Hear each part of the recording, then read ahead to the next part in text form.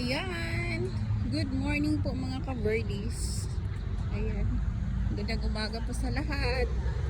Dito na naman tayo ngayon sa ating daily routine. Yes. Ano pa ngayon? Mga 7:30 yata yung oras ngayon. So, ito talaga yung ginagawa natin pag morning. Bago tayo mag-start ng work, talagang exercise muna tayo mga ka-ventures.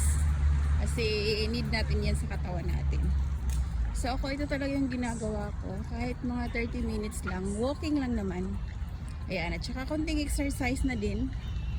Tsaka viewing sa magandang view dito, o diba?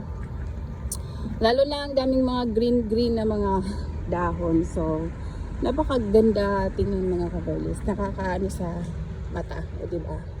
Ayan, so ang ganda pa ng klima dito. Actually, hindi pa naman nagwe-winter, pero medyo malamig na. Pero nang dahil na din sa mga puno na to, ayan, kaya yung malalanghap mo na mga, syempre yung hangin, napaka-fresh niya, ayan.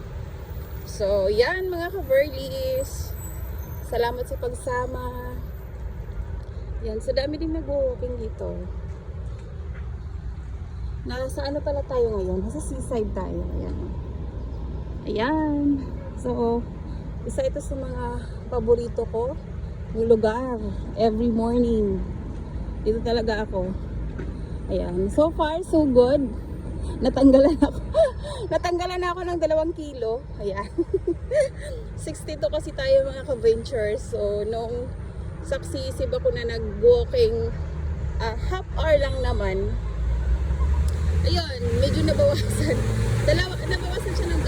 O diba? Achieve na yun. Kasi ang 60 kilos, malaki na yung sarkakay. Ayan, so dito na tayo. Pwede tayong dumiretso doon. Pwede din, hindi na. So liko na lang tayo dito. Pinagbawisan na ako. Ayan. Ayan, ang ganda ng diba? So marami tayong dito, masalubong na mga health conscious, di ba? Nag-healthy lifestyle din. Nagwo-walking, yung iba jogging. Pero tayo walking lang tayo para hindi tayo masyadong pagpapawisan. Kasi after dito, maliligo pa ako. Tapos start na tayo ng work.